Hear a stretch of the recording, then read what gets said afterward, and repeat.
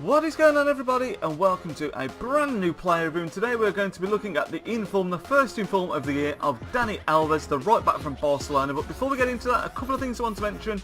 First and foremost, we hit 150 subscribers on Tuesday, and I'm absolutely ecstatic about that. Thank you all for subscribing, your fantastic support on the channel and everything like that. I'm not going to be doing a special video for 150 subscribers, but that's purely because I'm not far away from the 1-year birthday of the channel, and I've got something in the pipeline for that, so that's something for you to look forward to.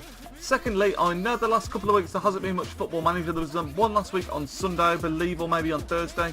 At one point it was coming out on Thursday and Sunday, but now it's going to be just Sundays because there's just so much going on foot at the moment, and there's a lot of stuff in the pipeline in the FUT community, the FIFA community as well, to look forward to. So that is going to be coming back this Sunday, and then it'll be every Sunday as long as I can keep it going.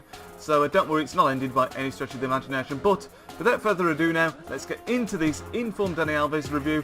His base card stats we'll have a look at now. He's got 87 pace, 84 dribbling, 71 shooting, 80 defending, 84 passing and 70 physical, partnered with high-low work rates, which can be a bit of a pain in the arse sometimes, but on the whole it wasn't too bad. He's got 3-star weak foot, 3-star skill moves. He used to have 4-star skill moves, and in 5 games it said he played 6, but one person I played like quit instantly before the ball had even been kicked for some reason.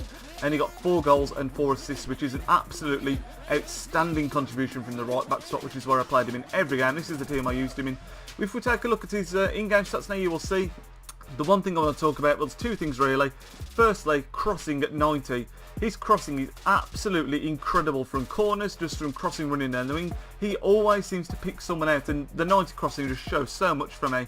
It's just absolutely outstanding. One of the best crosses I've used this year, I would say, as daft as that might sound. He's got incredible aggression, he's got good tackling, his sprint speed 88 is phenomenal.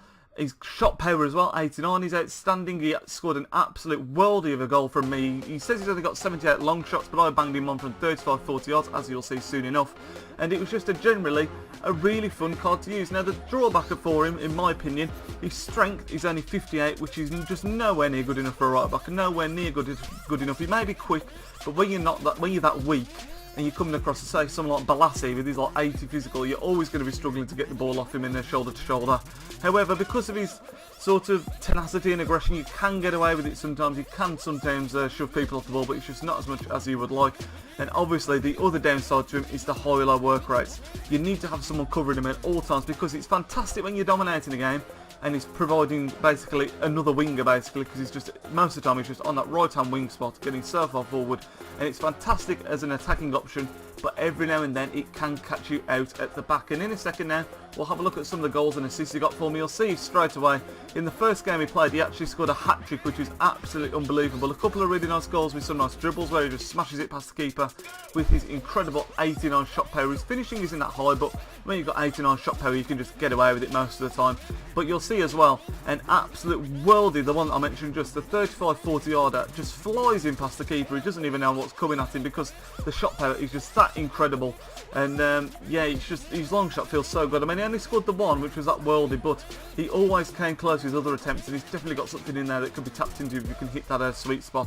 Assists wise, as I mentioned, because he's so good at bombing down that right hand side, he's got fantastic crossing, he can cut it back. And I had in my team, as you might have noticed, Ibrahimovic and Pogba, who seem to be winning most of the headers because they're such giants in the box. I mean, you can't, I say you can't not pick them out, but other people don't seem to pick them out, and Dani Alves was finding people in the box consistently. Even though they weren't always scoring the headers, they always seem to be getting to them ahead of everyone else, and I think that was down to Dani Alves' crossing ability. Price-wise, his price band is between 120k and 190k. I don't believe there are currently any on the market. No, there are not currently any on the market, unfortunately. So at the moment, you're going to have to pat pull him or be spamming the market. Is he worth 120 to 190k? I probably don't think he is. He's a fantastic right back with some fantastic plus points. His shooting, his long shots, his passing is excellent, his dribbling is excellent, all that kind of stuff is great. But that much seems, I don't know, maybe 100k I'd say, so maybe wait for him to come down a little bit more, but obviously with him being extinct, I imagine his price is only going to be going up. Would I say it's the best right back that I've used on the game? Probably not, because Kyle Walker is just so good. I know it's like ridiculous because he's only a 77 or whatever he is, but is Dani Alves better than Kyle Walker? As a defender, no. As an attacker, yes, by miles, because he's so good going forward. But when it comes to defending, He's still not in the same league as people like Walker, Zabaleta, those kind of players in my opinion, but nevertheless, he's still a fantastic card, and we are going to be giving him an 8 out of 10. His plus points are his shots, his crossing, his passing, his attacking option that he provides with his attacking positioning, but then his weak points have always got to be his work rates for me, his lack of strength, and the lack of the fact that he's not back there most of the time because he's always bloody attacking, which, like I say, in some games it can be fantastic, in other games it can be a real kick in the balls basically because you want him back there defending, but nevertheless he's still going to be getting an 8 out of 10. Fantastic player to use, really glad I pulled him in a pack, really lucky on that one. Let me know if he's someone that you are interested in using yourself, and let me know if you also had any luck packing either of the man of the match Messi, record breaker Ronaldo, and Inform Suarez, maybe even the purple Hazard as well, Hero Hazard, because I have yet to land on any of those yet, and I've spent about 1 million coins, so I'm really gutted about that. But nevertheless, this is going to bring the end the review of the Inform Dani Alves. I hope you all enjoyed. I will speak to you all in tomorrow's video. Nidge out. What is going on, everybody, and welcome to a player discard challenge, something that I've never done before on this channel, but it's something that I'm definitely going to be looking to do a lot more of in the future,